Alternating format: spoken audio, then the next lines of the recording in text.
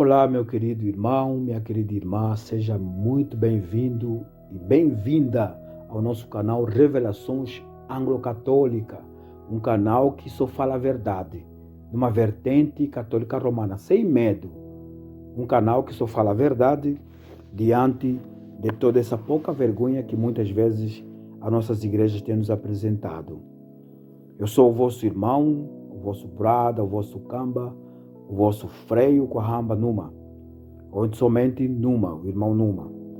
Bem, hoje vamos falar no nosso canal Corpus Christi. É mais uma invenção da igreja que deu certo. Eu vou colocar no vídeo de hoje toda uma perspectiva teológica genuína, nada de romantismo da igreja ou catequese que tem nos ensinados há séculos, nada de somente a fé e se perdendo na razão, mas é numa vertente genuína.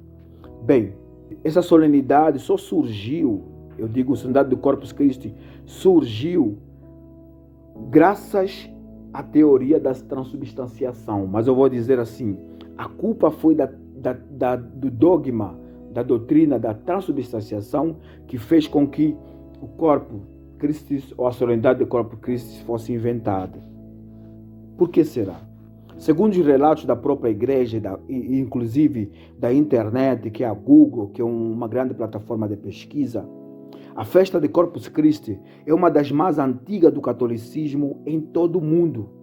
Foi inclusive instituída pelo Papa Urbano IV, isso em 1264. Geralmente é celebrada na quinta-feira após o domingo da Santíssima Trindade, uma outra solenidade, que ocorre, por sua vez, no domingo seguinte ao de Pentecostes. Segundo esse Papa, ele disse que a freira Juliana de Monte Cornilo recebeu visões de Maria, pedindo com que ela ovacionasse e pedisse aos fiéis católicos para adorarem essa festa de Corpo de Cristo, ou Corpus Christi. Bem, então qual é a verdadeira história? O que a teologia genuína nos apresenta? Porque eu separo a teologia em duas vertentes. A teologia da igreja, que é estudada pelos padres e pastores, que tem uma vertente simplesmente para converter as pessoas. E tem a teologia de universidade, eu digo teologia de universidade, quando se trata de uma teologia genuína, onde as verdades são apresentadas, sem romantismo, sem fanatismo, sem muitas vezes ver a perspectiva de fé, mas a perspectiva da ciência. Então, o que nos apresenta essa teoria? Desde que a igreja primitiva se tornou a única igreja do Império Romano, eu acho que você sabe o que eu estou dizendo, a igreja primitiva foi, depois de Cristo, o movimento de Jesus sem Jesus. Significa que pessoas que queriam morrer para anunciar a presença de Jesus. Eu chamo, e a ciência também chama esse movimento de Jesus sem Jesus, que estavam buscando o evangelho, estavam buscando anunciar verdadeiramente, sem interesse de se enriquecer, como a gente vê nas igrejas atuais, muita gente criando igrejas para se enriquecer, sem interesse de querer ter apogeu, de querer estar no apogeu e ter uma importância, ter uma autoestima por ser pastor ou padre, nada disso. A igreja primitiva foram aqueles que anunciavam Jesus em pobreza, que partilhavam e colocavam tudo em comum e morriam inclusive, tanto que os nomes, depois criou-se o nome de mártires, que morriam em nome do evangelho, para anunciar o evangelho de Jesus. É essa igreja que eu vou chamar de igreja primitiva, não agora. Agora é uma igreja toda corrompida, mas a igreja primitiva, aqueles que morriam e tinham claramente o evangelho de Jesus. Então, o que aconteceu? Desde que a igreja primitiva se tornou a única igreja do Império Romano, significa que quando o Império Romano decidiu, dizendo que a igreja agora dos cristãos é a igreja romana, muitos líderes daquela época se corromperam, começaram a se tornar papas e padres, e agora atualmente pastores. Todos eles se corromperam. Esses homens que eu acabei de citar, papas e padres, se tornaram iguais burgueses e milionários. Arrecadavam bastante fundos. Inclusive, o Vaticano II é uma obra tão bonita, mas que muito sangue foi derramado naquele lugar. Muitos impostos foram cobrados para fazer aquela mega estrutura, sendo que o Evangelho não precisa de mega estrutura. O Evangelho é simplicidade, mas enfim. Então, para esses padres e papas manterem a vida luxuosa e o poder que a igreja estava dando a eles, a igreja tinha, portanto, sede de angariar cada vez mais economia para si. Porque quanto mais você quer, mais você vai desejar e fazer projetos para manter a tua vida luxuosa. É assim que acontece com as pessoas ricas. Quanto mais rico você for, mais imposto você vai pagar, mais você precisa trabalhar para você manter os seus bens. Assim também a igreja foi no passado. Eles precisavam manter a vida luxuosa deles e aquelas megas estruturas. Então, o que eles orquestraram para angariar toda essa economia? A igreja, eu falo a igreja de Roma porque foi a primeira, depois que o imperador institucionou como a única igreja do império, inventou muitos amuletos de modo a prender ou a apreender o povo para si. Tanto que você vê as imagens nas igrejas, você vê os terços, você vê as lojas de comércio de imagens e livros, entendeu? Você vê muitos movimentos da igreja com lenços, com medalhas, tudo isso foram amuletos que a igreja viu como uma forma de prender as pessoas dentro das suas instituições. Um destes amuletos foi a transubstanciação. Para quem não for da igreja, para quem talvez é desigrejado ou nunca viu falar sobre a transubstanciação, o que é? A transubstanciação é a invenção de que a hóstia, aquele pedaço de biscoito, alguns dizem biscoito, mas eu vou chamar de hóstia, porque é um termo técnico, e o vinho, que muitas vezes é vinho alcoólico, quando o padre levanta aquelas duas espécies e diz assim: no momento em que Jesus seria entregue, tomou o pão e dando graças, partiu e deu a seus discípulos, dizendo: tomai todos e comei, isto é meu corpo que será entregue por vós. Aí o padre levanta, depois desce. Aí depois ele pega novamente um cálice e diz: de igual modo, no fim da ceia, tomou o cálice dando graças e deu a seus discípulos, dizendo: tomai todos e bebei, fazei isso em memória de mim. Quando o padre cita essas palavras, para quem é crente, compreende de que naquele momento, inclusive, eles ficam ajoelhados, muitos ficam ajoelhados, eles entendem que aquelas espécies, a hóstia e o vinho, naquele momento se tornam corpo e sangue de Jesus. Esse movimento que ele faz, nós vamos resumir em uma única palavra, que se chama a transubstanciação. Essa é a palavra certa para dizer esse fenômeno que acontece. Então, essa invenção de que a hóstia e o vinho se tornam corpo e sangue de Jesus, que o padre levanta, que o padre tem superpoderes para transformar essa espécie, repito novamente, vamos chamar de transubstanciação.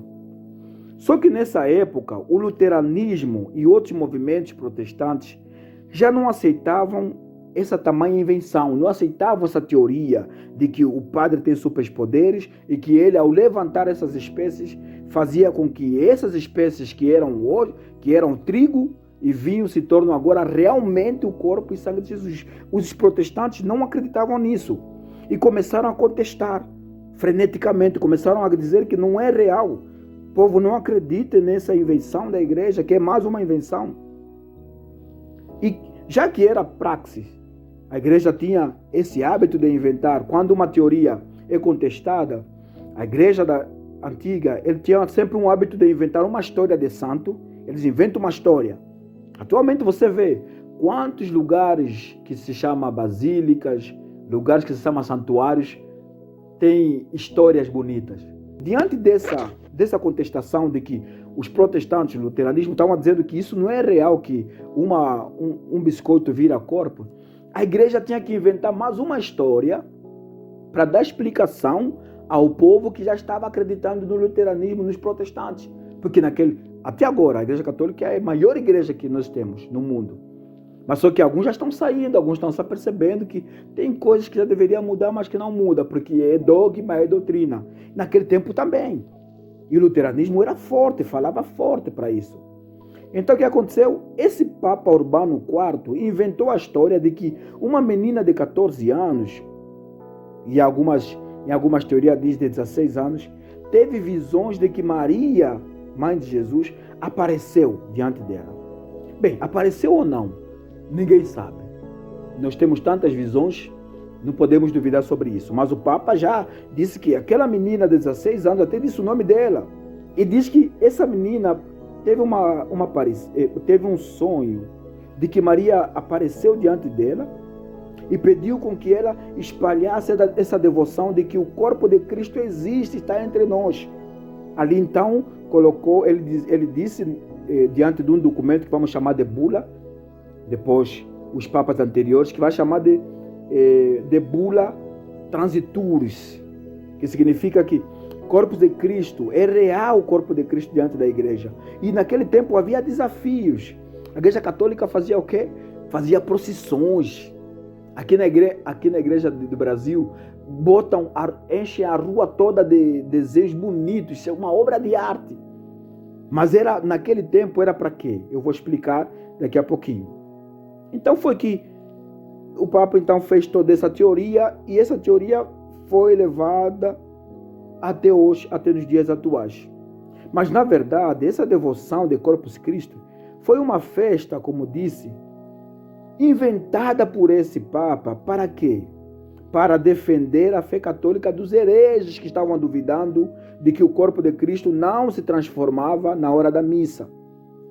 Essa teoria foi inventada para dar a entender às pessoas incrédulas, os hereges, como a igreja chamava, que o poder do Padre, que o Padre tem poder, e principalmente na transubstanciação, o Padre faz tudo para que aquelas espécies se tornassem o corpo de Cristo realmente. Então, surgiu essa teoria para quê? Para defender a fé católica diante dos hereges, para dizer aos hereges, aos protestantes, de que Cristo está presente na hóstia consagrada.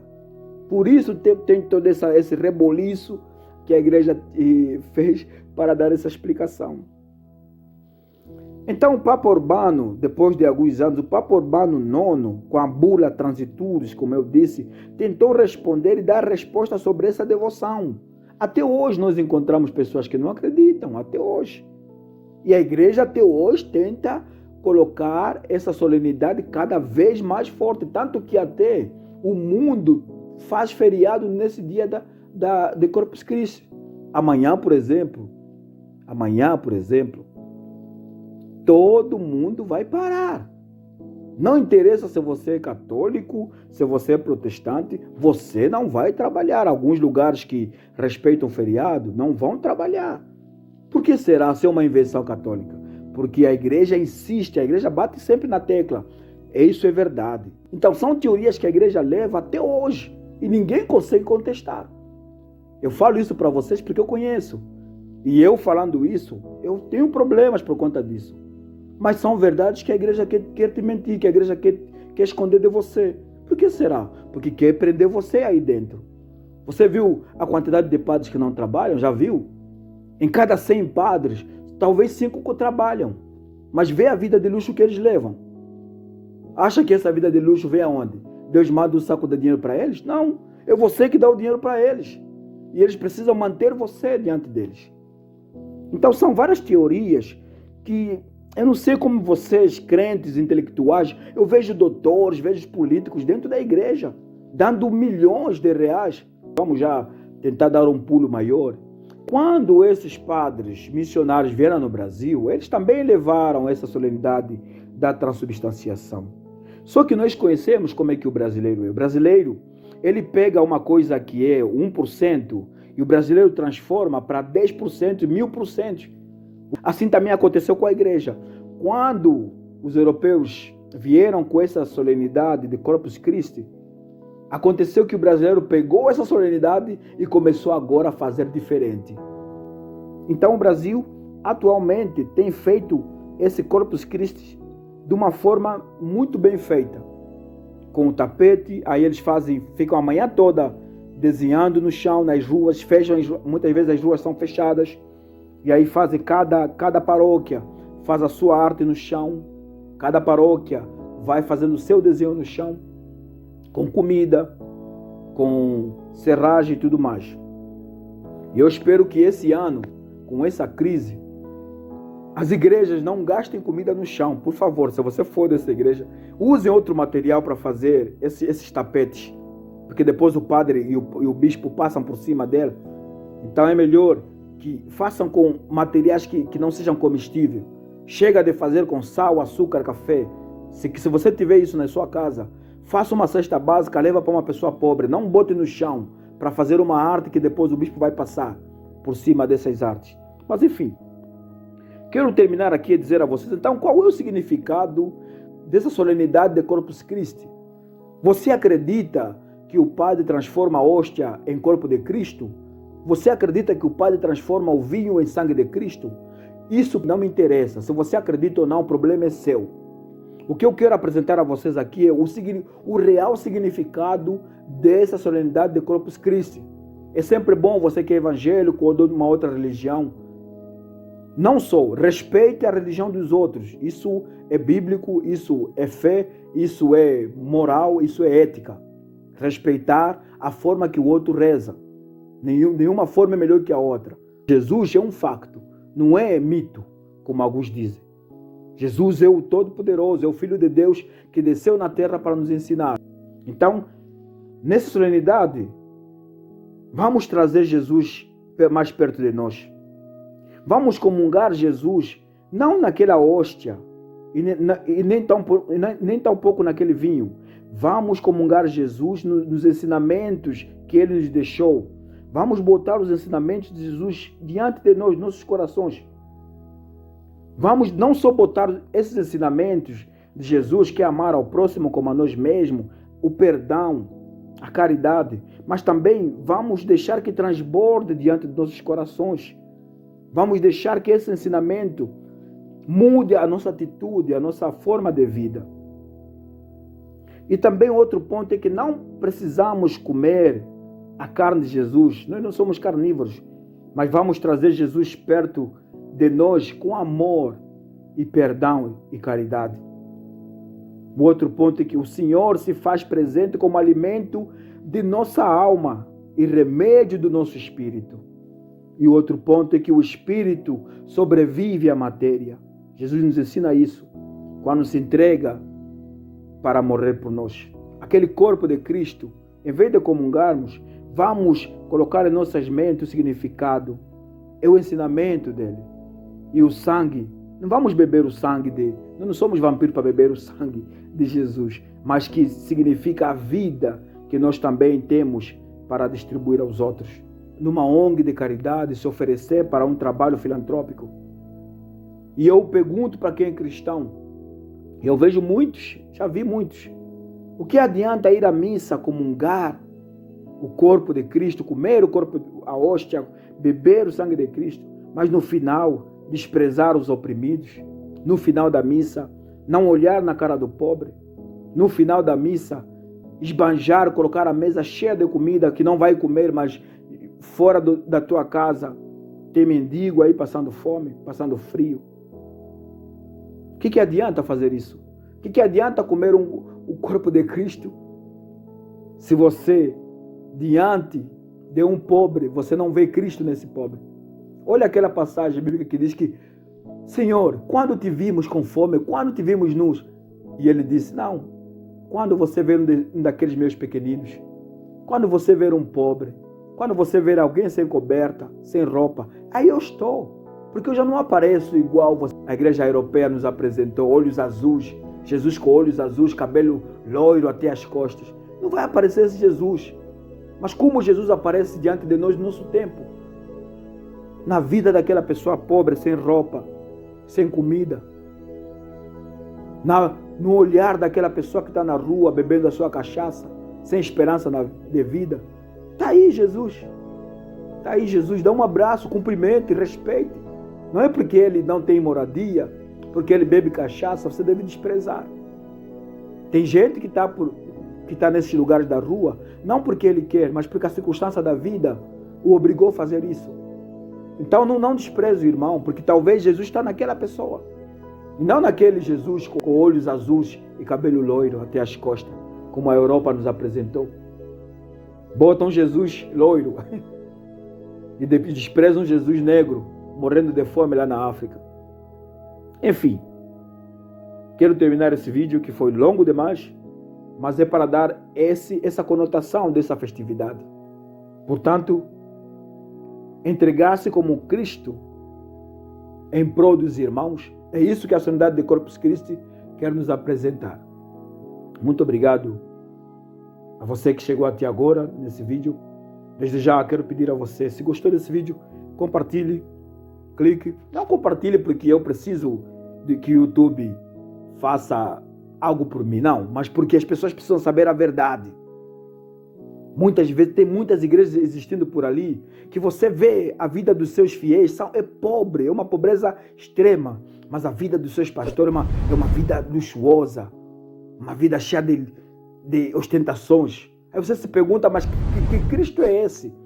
Que para mim é uma pobreza extrema e para o pastor que prega a pobreza de Jesus é uma riqueza. Então fique esperto, meu irmão. Estamos juntos. Até o próximo vídeo. Bom feriado para você. E que esse corpo não esteja só naquela espécie em que o Padre vai te dar, mas que esse corpo de Cristo e esse sangue de Cristo esteja impregnado na sua vida, na sua carne, na sua atitude, no seu amor, na sua caridade. Estamos juntos, até o próximo vídeo. Paz e bem a todos. Tchau, tchau.